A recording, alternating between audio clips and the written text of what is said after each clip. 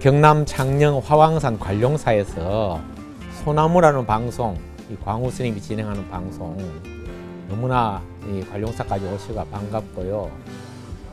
특히 우리 광우 스님은 소나무 진행하시면서 제가 개인적으로 느끼는 바는 이 땅의 불법을 올바른 가르침으로 펴고자 하는, 어쩌면은 부처님 제자 중에서 그 10대 제자 중에서 불운하 존자를 연상하게 하는 그런 스님이시기도 합니다.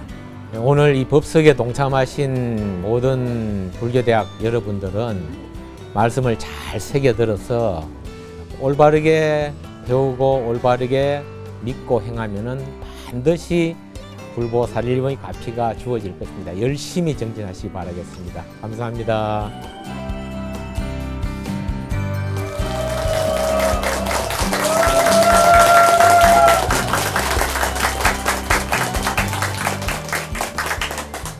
예, 안녕하세요. 소중한 나 무한행보 소나무 광우 스님 되겠습니다. 여러분 만나서 반갑습니다.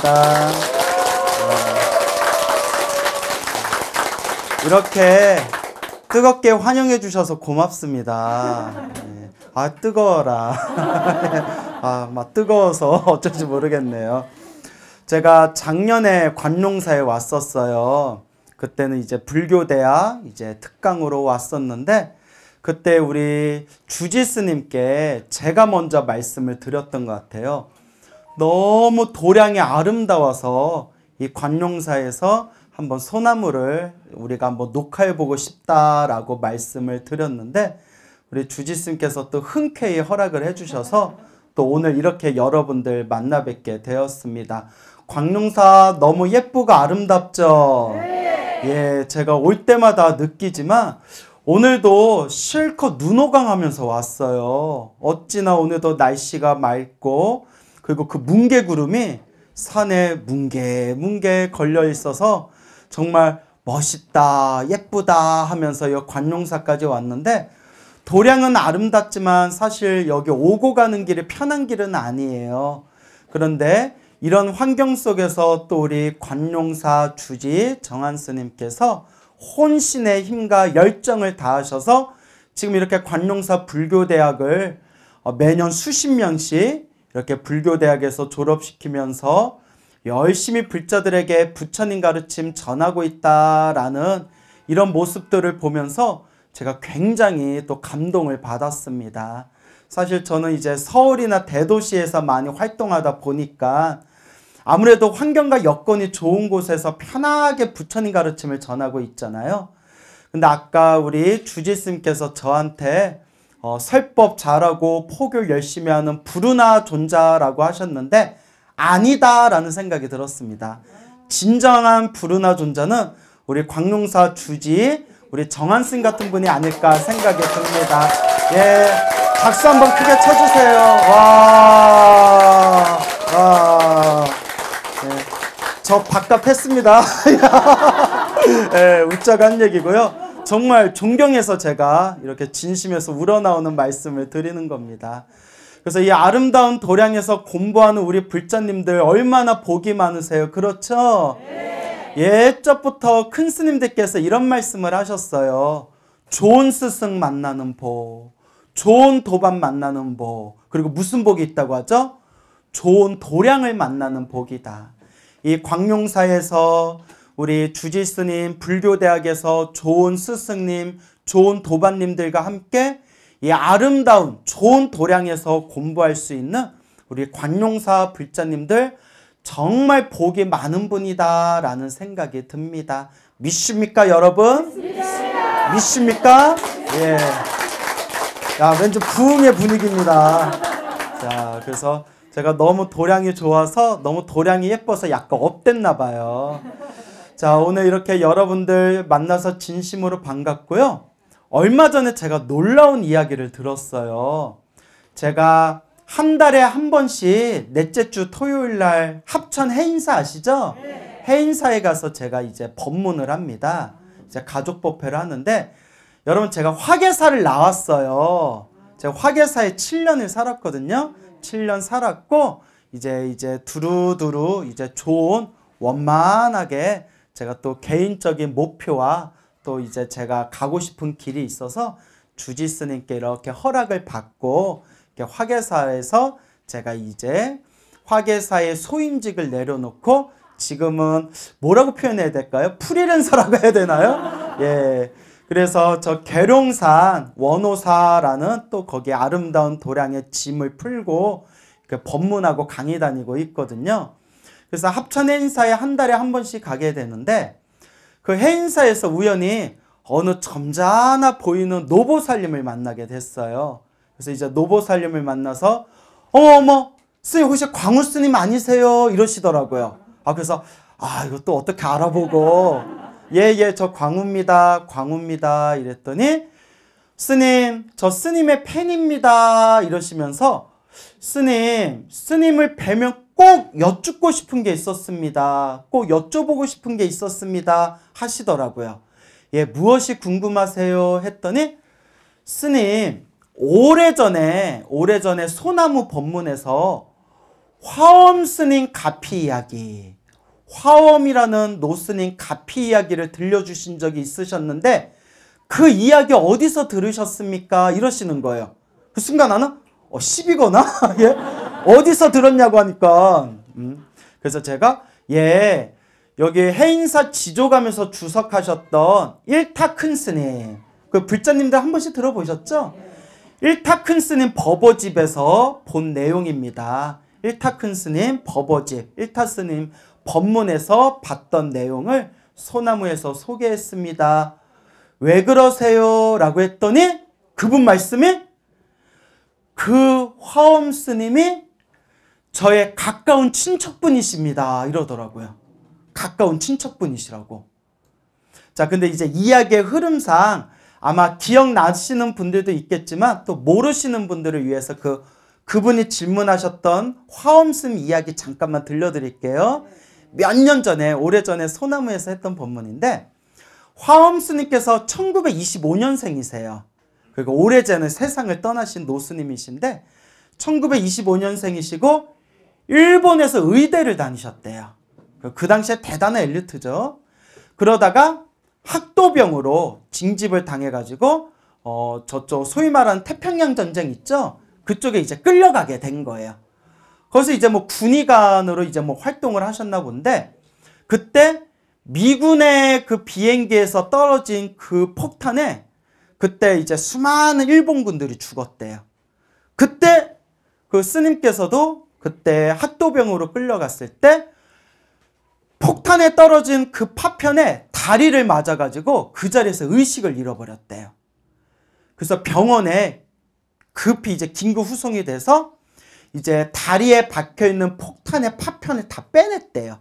빼내서 구사일생으로 살아났는데 그 후에도 그 폭탄 파편을 맞았던 후유증 때문에 계속해서 절뚝절뚝 걸어 다니셨대요. 계속 지독한 통증과 너무나 그 아픔과 그 걸을 때마다 엄청난 괴로움이 밀려와가지고 일상생활을 하기가 힘들 정도였다고 합니다. 그러다가 또 너무나 안타까운 얘기인데 결혼을 약속했던 여인이 기숙사에 불이 나서 또 그만 죽어버렸대요. 아유 어째 인생이란 게 이렇게 가혹할까요? 아주 전도 유망했던 젊은이가 전쟁터에 끌려가가지고 비록 폭탄 속에서 목숨은 살았지만 한쪽 다리가 거의 불구에 가까울 정도로 그렇게 통증 속에서 겨우겨우 신랄 같은 희망망을 가지고 살아가고 있는데 사랑하던 결혼에 약속하던 여인까지 세상을 떠나버린 거예요. 그렇게 되다 보니까 스님께서 너무나 그 절망감 속에 절에 들어가셨대요. 범어사, 부산 범어사에 들어가셔서 그 범어사에서 방 하나를 얻어가지고 지내고 있었는데 그때 스님들이 그 사정을 듣고 나서 책 한 권을 주시더래요. 이 책을 일심으로 읽어라. 일념으로 이 책을 읽어라. 그 책이 관세음보살 보문품. 관세음보살 보문품을 탁 주면서 이 책을, 이 경전을 일심으로 집중해서 읽어라. 그래서 뭐 그 절에서 할 게 없잖아요. 하루 종일 관세음보살 보문품을 읽었대요. 관세음보살 보문품을 읽다가 이런 구절이 나오잖아요. 힘들고 괴로운 중생이 일심으로 누구를 부르면? 관세음보살을 부르면 그 중생을 반드시 해탈케 하시느니라 라는 관세음보살의 공덕의 이야기가 나오잖아요. 관세음보살 보문품을 독송하면서 관세음보살님에 대한 믿음이 마음의 중심이 딱 잡히게 된 거예요. 그때부터 자나깨나 일심으로 자나깨나 일념으로 누구를 불렀다? 광우스님? 예, 관세음보살. 예. 관세음보살 일심으로 관세음보살을 연불 하셨대요. 오직 관세음보살. 그렇게 관세음보살을 연불하면서 점점 마음의 수행이 무르익더래요. 아침에 눈 뜨면 저녁에 잠들 때까지 오직 일심으로, 오직 한 마음으로, 오직 한 생각으로, 오직 일념으로 관세음보살 연불하면서 그렇게 시간이 지나 몇 달의 시간이 지나게 되었답니다. 몇 개월 후에 어느 날 방에서 잠을 자고 있는데 생생한 꿈을 꿨대요. 여러분 부산 범어사가 있는 그 산이 무슨 산인지 아세요? 유식회. 예, 대구 분이신데 다 알고 계시네요. 그렇게 이제 금정산을 올라가고 있는데 꿈에서 금정산을 올라가고 있을 때 저기서 웬 허연 할아버지가 이렇게 내려오시더니 자기를 딱 보더니 지 한 몸도 못 고치면서 무슨 의사냐 이러더래요. 이제 의과대학을 다녔잖아요. 자기 한 몸도 못 고치면서 무슨 의사냐, 무슨 의학을 공부했냐 이러면서 품에서 바늘 하나를 쓱 꺼내더래요.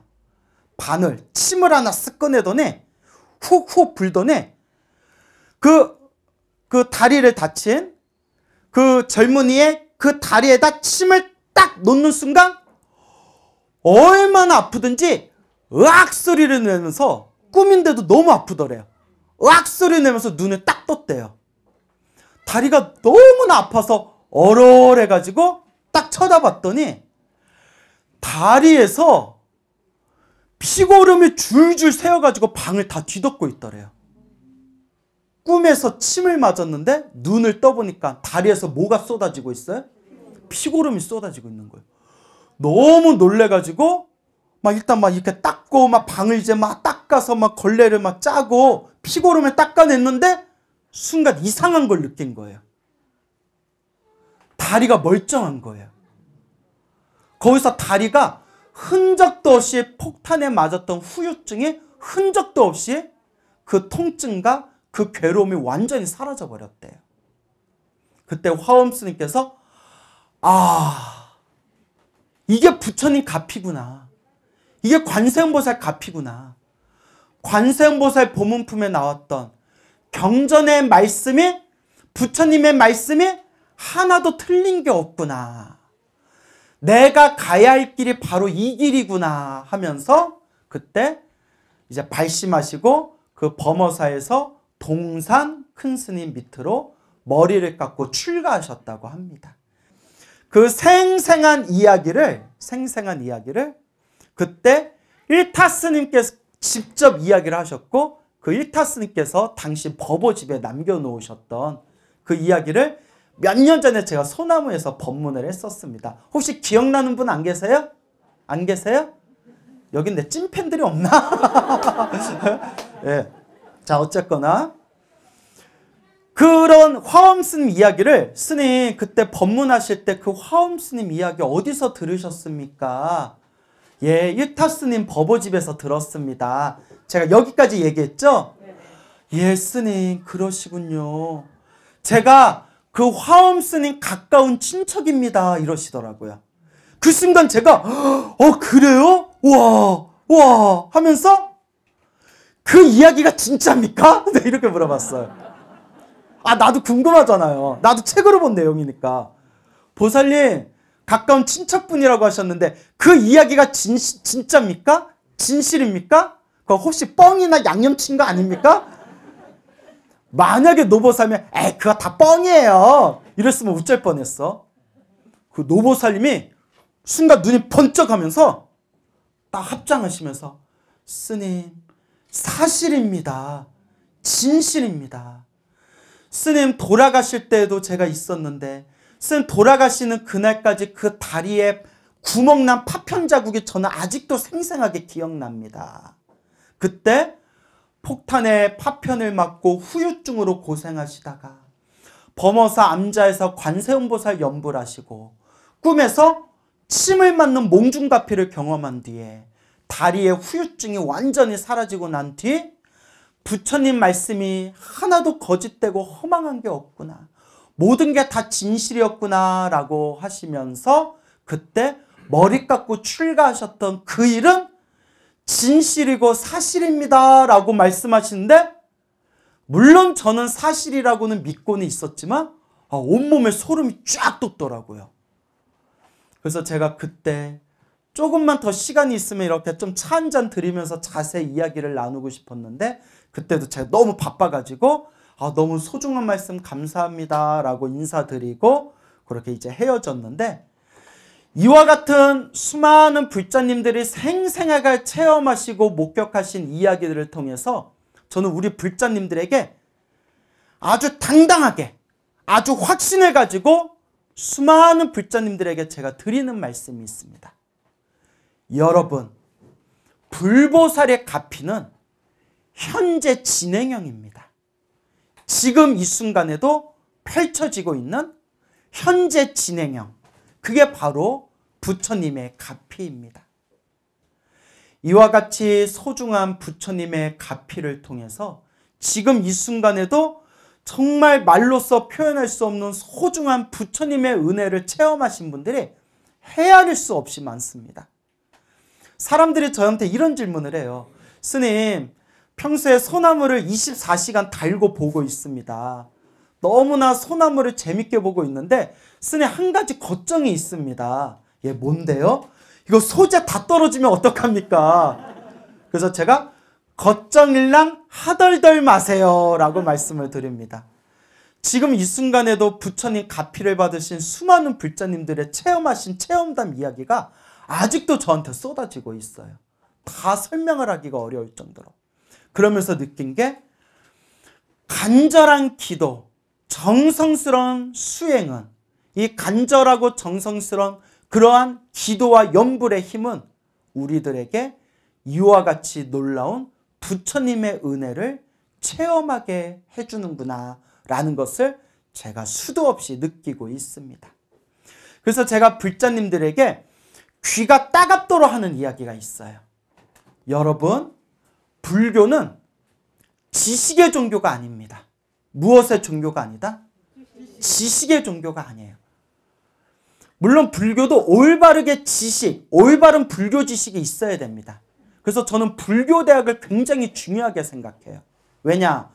불교대학을 통해서 올바로 부처님 가르침과 불교의 가르침을 배워야, 공부해야 올바로 닦을 수 있기 때문이에요.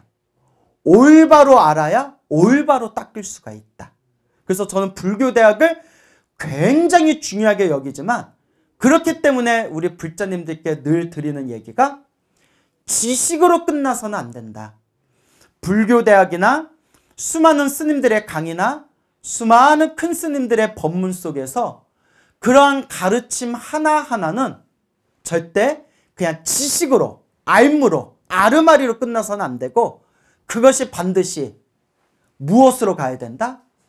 실천으로 가야 된다. 내가 몸으로 닦는 실천으로 가야 된다라는 것을 우리 불자님들에게 제가 끊임없이 귀가 따갑도록 이야기하고 있습니다. 그래서 여러분, 불교는 지식의 종교가 아닙니다. 불교는 체험의 종교입니다. 체험의 종교고 내가 맛을 봐야 돼요. 내가 체험의 맛을 봐야 되고 수행의 종교입니다. 내가 몸으로 부딪혀야 돼요.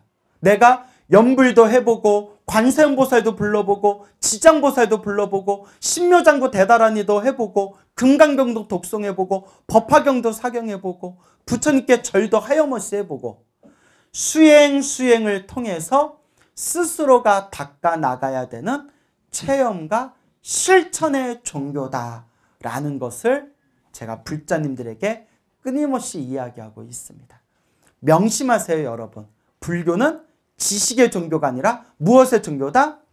체험의 종교고, 우리가 불교대학에서 공부하고 스님들의 설법과 강의 속에서 배워나가는 그 하나하나의 가르침이 결국 내가 스스로 체험하기 위한 하나의 과정이라는 것을 우리가 명심해야 됩니다. 우리가 불교를 왜 믿을까요? 우리가 부처님을 왜 믿을까요? 행복해지기 위해서 믿는 겁니다. 그렇죠, 여러분? 행복해지기 위해서 절에 오는 거예요. 어떤 사람들은 우리 아들 잘 되게 해주세요. 우리 딸 잘 되게 해주세요. 우리 남편 잘 되게 해주세요. 우리 가족 잘 되게 해주세요. 그리고 우리 가족들 다 건강하고 저 돈 많이 벌게 해주세요. 부자 되게 해주세요. 그런 세속적인 욕망으로 절에 오시는 분들도 있습니다.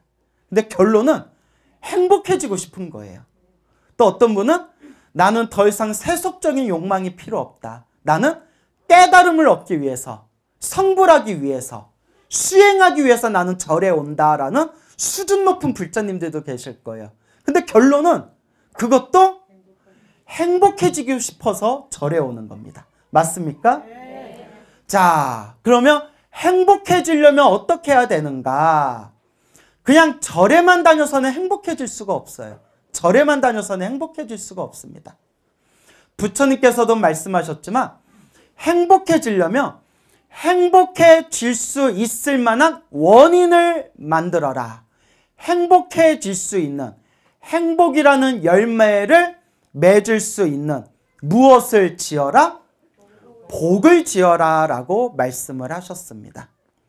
행복해지기 위해서는 행복해질 수 있는 씨앗을 누가 심어야 될까요? 자기 자신이 심어야 됩니다. 그래서 우리 부처님께서도 경전에서 누누이 말씀을 하셨지만 내 앞에 펼쳐진 행복과 내 앞에 펼쳐진 모든 불행이 다 누가 지은 업이다? 다 자기 자신, 내가 지은 업의 인연이다 말씀하셨습니다. 내 앞에 펼쳐진 좋은 일도 내 앞에 펼쳐진 나쁜 일도 결국 다 누가 지은 업의 인연이다? 다 내가 지은 업의 인연이다 라고 말씀하셨습니다. 이건 제 얘기가 아닙니다. 부처님 경전의 말씀입니다. 우리 앞에 펼쳐진 모든 일들이 좋은 일이건 나쁜 일이건 행복한 일이건 불행한 일이건 기쁜 일이건 슬픈 일이건 즐거운 일이건 괴로운 일이건 한치의 틈도 없이 다 누가 지은 업의 인연이다? 온전하게 내가 지은 업의 인연이다 라고 말씀하셨습니다. 이것을 바로 인연법이라고 부릅니다. 무슨 법? 인연법. 모든 내 앞에 펼쳐진 이 인연들이 다 누가 지었구나? 바로 내가 지었구나. 이게 바로 업의 인연법입니다. 즉 여러분들이 지금 살아가고 있는 지금 여러분들의 행복하거나 힘들거나 괴롭거나 그 모든 모습도 결국 누가 지은 걸까요? 내가 지은 거예요. 여러분들이 지금 짓고 있는 몸으로 짓고 말로 짓고 생각으로 지은 모든 이 인연법이 그대로 다음 생 행복과 불행을 만들어내는 지금 이 순간 여러분들이 만들어 놓은 선택이라는 겁니다. 그래서 부처님께서 늘 말씀하시기를 악업을 짓지 말라. 나쁜 업을 짓지 말라. 선업을 지어라. 복을 지어라. 공덕을 쌓아라. 결국 내 업은 누가 받는다? 내가 받는다라고 경전에서 말씀하시고 있는 겁니다. 그래서 저는 늘 불자님들께 이렇게 이야기합니다. 여러분, 살아가는 인생이 행복하고 기쁘고 즐겁다면 내가 과거 전생에 복을 많이 지어서 이번 생에 내가 이렇게 좋은 것들 많이 누리고 살고 있구나. 그러니 이번 생에 내가 복을 더 많이 지어야 되겠구나 라고 마음을 되새기고, 만약에 살아가는 삶이 힘들고 괴롭고 답답하다면 또 마음속으로 내가 전생에 복을 짓지 않고 박복하게 살았기 때문에 이번 생에 이렇게 내가 힘들고 괴롭고 답답한 일을 많이 겪는구나. 그러니 무엇을 많이 지어야 되겠구나? 복을 많이 지어야 되겠구나 라는 마음으로 닦아야 된다라고 늘 말씀을 드립니다. 어느 불자님이 계셨어요. 제가 어디 전철역에서 이렇게 내렸는데 뒤에서 광우스님? 이러는 거예요. 예. 이렇게 쳐다봤더니 아이고 광우스님 내 눈은 못 속여요. 내 눈은 못 속여요. 광우스님 맞네 이러시는 거예요. 예. 이거 마스크 쓰고 모자 쓰고 있었는데 어떻게 하셨어요? 나는 딱 보면 알아요. 나는 광우스님 것만 맨날 광우스님 것만 보고 있어요. 이러시는 거예요. 그러면서 스님 법문을 듣고 제 마음이 너무나 편안해졌습니다. 이러시더라고요. 제 마음이 너무나 편안해졌습니다. 왜요 보살님? 그 노보살님 하신 말씀이 평생 남편 때문에 마음에 상처를 안고 살았대요. 평생 남편 때문에 가슴이 힘들고 괴롭고 답답해서 속으로 몇 번이나 죽여 말어 죽여 살려 이렇게 평생 남편을 원망하는 마음을 가지고 사셨는데, 소나무 법문의 인과업보, 내가 지은 인연법, 이 인과법을 듣고 난 뒤에 마음이 너무 편안해지셨대요.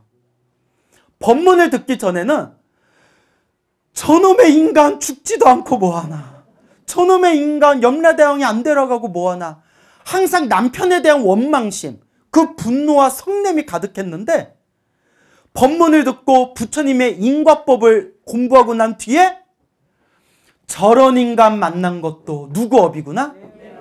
저런 인간 만난 것도 내 업이구나. 전생에 내가 저 인간한테 숙제와 빚이 있어서 이번 생에 그 빚을 갚으러 만났구나. 이번 생 이 빚을 다 갚고 나면 이제 저 남편과 이 악연이 사라지겠구나. 남편을 원망하고 미워하던 마음이 내 업이구나. 이번 생에 내가 닦아야 할 숙제구나. 나무아미타불 관세음보살 연불하면서 그날부터 다리 쭉 뻗고 잘 수가 있었대요. 남편이 더 이상 밉지가 않더래요. 누구 업이니까? 내 업이니까. 너무 마음이 편안해지셨대요. 보살님 그게 마음 공부입니다. 그게 마음 공부입니다. 힘들고 괴로울 때 내가 닦아야 할 숙제고 내가 닦아야 할 빚이구나 라는 마음으로 내 마음을 다스릴 수 있는 거, 그게 마음 공부입니다. 정말 대단하십니다 라고 칭찬을 했는데, 그래서 나 이제 바빠가지고 강의가 있어서 가야 되는데 스님 하나만 더 물어볼게요. 또 붙잡으시는 거예요. 예, 보세요. 나 바쁜데 지금 아니면 또 언제 만나요 스님 하거든요. 근데 제가 꼭 궁금한 게 있습니다. 예, 보살님 말씀하세요. 뭐가 궁금하세요? 제가 이제 이번 생에 남편과의 빚을 내가 이번 생에 다 갚아야 되겠다 했는데, 그러면 다음 생에 다시는 안 보는 겁니까? 다시는 안 볼 수 있는 겁니까? 예, 보살님 이번 생에 남편분하고 이 숙제를 잘 닦으면 다음 생에 만나도 좋은 인연으로 만나게 됩니다. 좋은 인연으로 만나게 됩니다. 그게 인연법입니다. 다음 생에 만나도 좋은 인연으로 만나게 됩니다 했더니 보살님이 막 이렇게 박수를 치시면서 좋은 인연으로도 만나고 싶지 않습니다. 좋은 인연으로도 다시는 만나고 싶지 않습니다. 안 봐도 되는 겁니까? 다음 생엔 다시는 안 볼 수 있는 겁니까? 나 막 바빠 죽겠는데. 보살님 안 보는데 제 말은 보더라도 좋은 인연으로 만난다고요. 좋은 인연으로도 보고 싶지가 않다고요. 그래서 에라이 모르겠다고 안 만납니다. 다시는 안 만납니다. 해서 저 이제 갈게요 보살님. 예, 열심히 기도하세요. 가는데 하나만 더 물어볼게 하고 더 뜨는 거예요. 나 진짜 바빠 죽겠는데 시간이 빨리 가서 강의해야 되는데 하나만 더 물어볼게요. 예, 뭔데요? 그런데 스님 남편하고 내가 이 숙제를 갚아야 되겠다. 내 이 빚을 이번 생에 갚아야 되겠다는 마음으로 살고 있는데 저 인간이 저보다 더 오래 살면 어떡합니까? 저 인간 저보다 더 오래 살면 저 어떡합니까? 그래서 이거 뭐라고 해야 돼 제가? 아닙니다. 빨리 죽을 겁니다. 이렇게 얘기. 그렇게 이거 뭐 악담도 아니고. 보살님 지금 같은 마음으로 기도하고 염불 하시면 말년이 편안해지실 겁니다. 지금 보살님 아주 잘하고 있습니다. 했더니 이제 막 내가 급하다고 했더니 보살님 저 이제 가봐야 돼요 보살님. 했더니 스님 고맙습니다. 감사합니다. 스님 법문 듣고 정말 열심히 기도하겠습니다. 스님 덕분에 제가 살았습니다. 라고 말씀하시더라고요. 남 얘기 같지 않죠? 또 내래. 야 내래. 진짜 낚였어 지금. 지금 민망하니까 갑자기 박수 치는 것 봐. 민망하니까 지금 박수 치는 것 봐. 어떡해. 자, 그래서 이렇게 우리가 인생을 살아가면서 누구나 힘들고 괴롭고 답답할 때가 있어요. 여러분 모든 중생은 이 사바세계 살아가면서 다 자신만의 짐이 있고 자신만의 숙제가 있고 자신만의 빚이 있습니다. 여러분 제가 정말 수많은 신도분들하고 대화를 나누고 상담을 해봤잖아요. 그죠? 제가 정말 수많은 분들하고 이야기를 나누고 상담을 해봤는데 저를 찾아오신 분들이 기쁘고 좋은 일로 찾아오시겠어요? 힘들고 괴롭고 답답해서 찾아오시겠어요? 그렇죠. 힘들고 괴롭고 답답하니까 광우스님이 무언가 답이라도 하나 툭 던져줄까 싶어서 찾아오신 분들이 있잖아요. 그러면 멀리서 보면 걱정 근심 하나도 없어 보일 것 같은 사람도 막상 속 터놓고 대화 나눠보면 근심이 있더라 없더라? 다 근심 하나씩은 있어요. 다 근심 하나씩은 있습니다. 정말 근심이 없는 사람들은 딱 세 부류예요. 세 부류. 첫째, 전생에 복을 엄청 많이 져서 천복을 타고난 분들이에요. 하늘의 복을 타고난 분들이 사람으로 태어나신 그런 몇몇 사람들. 그렇게 정말 아무 걱정 근심 없는 그런 천복, 하늘의 복을 타고 태어난 사람. 근데 그런 사람이 많겠어요? 적겠어요? 두 번째는 수행을 많이 하신 분들. 우리 불자님들 중에서도 염불 많이 하시고 기도 많이 하시고 수행을 많이 하셔서 스님 저는 부처님 법 만나서 더 이상 바랄 게 없습니다. 이제 마음이 너무나 편안하고 안 좋은 일이 생겨도 내 업이려니 내 숙제려니 이렇게 마음을 돌립니다. 정말 대단한 경지죠. 그 다음에 마지막 세 번째는 그냥 바보. 이렇게 바보들 있잖아요. 예?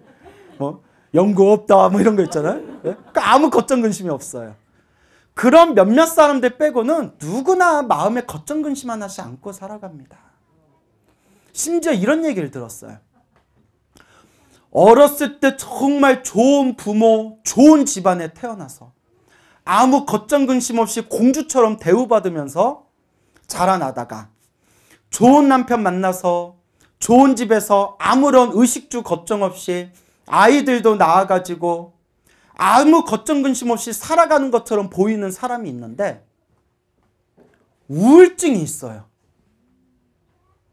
정말 아무 걱정 근심이 없는데 마음에 뭐가 생겼어요?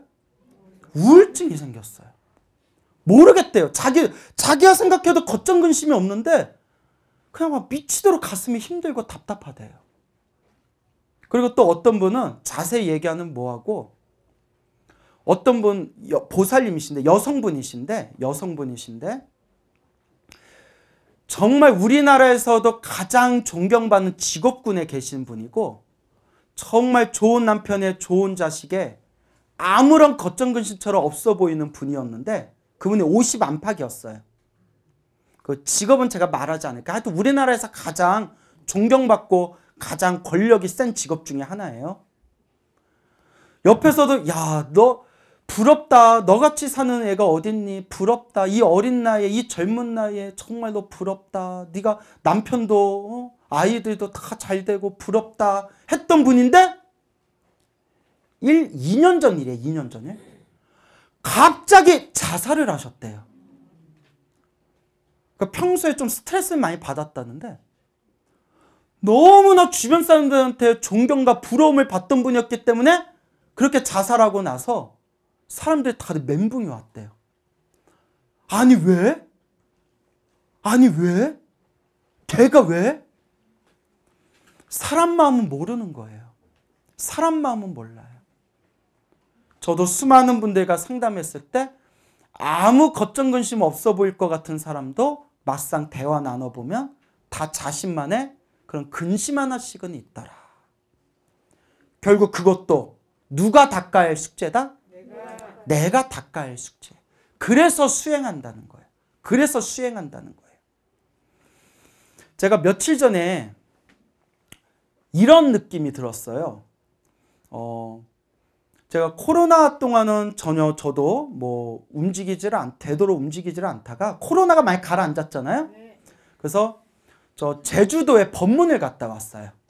예, 우리 제주불교 청년회 법문을 갔다 와서 너무나 이제 시간이 빡빡해서 저녁에 법문하고 아침 오전에 친한 스님이 이제 저를 이제 가이드 해줘가지고 이렇게 이제 한 바퀴 경치 좋은 데를 돌고 바로 이제 서울로 올라왔는데 제주도 한창 지금 날씨 좋을 때잖아요. 가을 날씨. 또 평일이라서 사람도 별로 없었어요. 그래서 친구가 해수욕장에 저를 데려갔어요. 해수욕장. 제가 언제 가보겠어요, 해수욕장을. 그리고 오해하지 마세요. 가을 쌀쌀해서 사람도 얼마 없었어요. 평일이고. 해수욕장에 갔는데 바다가 에메랄드 빛이에요. 너무나 풍광이 좋은 거예요. 사람도 얼마 없으니까 마음대로 쏘다니면서 경치 구경하면서 커피 한 잔 탁 마시면서 나는 차가운 도시 남자 제주도의 바다를 바라보며 커피를 마시네. 아우 뒷다 써 씨 막 이러면서 씨 뭐 야 이거 왜 이렇게 쓰냐 야 내가 약하게 타오랬지 막 이러면서 그렇게 경치 구경을 하면서 막 마음이 힐링이 되는 거예요. 아 나도 좀 바쁘게 살았구나. 마음의 힐링이 되면서 첫 번째 든 생각이 이렇게 인간이 살고 있는 이 세계도 이렇게 아름다운데 부처님 계신 극락세계는 얼마나 아름다울까. 아 극락세계 빨리 가고 싶다 이런 생각이 들었고 이래야 뭐가 좀 있어 보이잖아요. 두 번째 얘기가 중요해요. 두 번째 얘기. 너무나 아름다우니까 그리고 너무나 뭐 잠도 푹 자고 예, 음식도 잘 먹고 그 시원한 바람 맞으면서 걸으니까 그 아름다운 자연의 환경 제주도의 풍광을 바라보면서 마음이 편안해지니까 그 순간만큼 걱정 근심이 없는 거예요. 그 순간만큼 아무 걱정 근심이 없고 마음이 편안하고 즐거운데 그때 제 도반 친구한테 이렇게 얘기했어요. 야, 사람이 항상 이렇게 즐겁고 행복하면 수행을 못하겠다라는 말을 했어요. 여러분, 사람이 아무 걱정 근심 없으면 무엇을 할 수가 없다? 수행할 수가 없어요. 그 제주도에서만큼은 내가 수행하고 싶은 생각이 안 드는 거예요. 이대로 너무 완벽하니까. 몸도 너무 개운하고 공기도 너무 상쾌하고 발도 너무 가볍고 경치도 너무 아름답고 친구하고 울룰랄랄룰라 막 이러고 놀고 있고 기분이 너무 좋고 순간 이런 마음으로 인생을 살면 수행을 한다 못한다? 수행 못한다. 근데 이게 부처님이 경전에서도 하신 말씀이에요. 괴롭기 때문에 괴로움을 느끼기 때문에 그 괴로움에서 영원히 벗어나고자 무엇을 하는 것이다? 수행을 하는 것이다. 그게 사성제의 첫 번째 고성제예요. 괴로움의 자가. 지금 내가 느끼고 있는 이 즐거움도 영원하다, 영원하지 않다? 이 행복도, 이 기쁨도, 이 즐거움도 인생에 영원한 건 있다, 없다? 오직 깨달음만이 영원한 행복일 뿐이다. 여러분들이 인생을 살아가면서 느끼고 있는 그 걱정이나 근심이 있다면 그것은 여러분들이 인생을 살아가는데 불행이 아니라 오히려 그러한 걱정과 근심이 여러분들을 한 번이라도 더 부처님께 절을 하게 할 수 있고, 한 번이라도 더 절에 와서 부처님께 기도를 할 수 있고, 한 번이라도 더 부처님의 가르침을 공부하면서 수행할 수 있는 힘이 되고 원동력이 되는 것. 그게 바로 우리가 인생을 살아가면서 느끼는 적당한 걱정과 근심의 긍정적인 효과입니다. 인생을 살아가면서 아무 걱정 근심 없는 사람은 없어요. 다만 그 근심과 그 걱정을 내가 어떤 에너지로 바꾸느냐, 수행의 에너지로 바꾸느냐, 남을 원망하고 내 팔자를 탓하는 것으로 바꾸느냐. 그래서 아까 말씀드린 그 전철역에서 만난 그 노보살님 있죠? 그분의 한 말씀이 제 가슴을 후려치더라고요. 스님 법문 듣고 나니까 남편이 스승님이었습니다. 저를 불교로 가게 만들어준 스승님이 바로 남편이었습니다. 라는 말씀을 하더라고요. 우리가 인생을 살아가면서 힘들고 괴롭고 답답할 때 우리가 의지할 수 있는 최고의 의지처가 누구다? 부처님입니다. 부처님.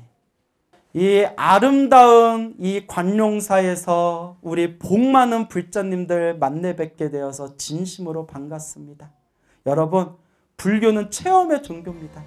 우리 이렇게 좋은 스님 모시고 좋은 도반들과 함께 이 좋은 도량에서 여러분들 마음 공부 잘 하시고 기도 수행 잘 하셔서 부처님의 가피가 충만하시기를 축원드립니다.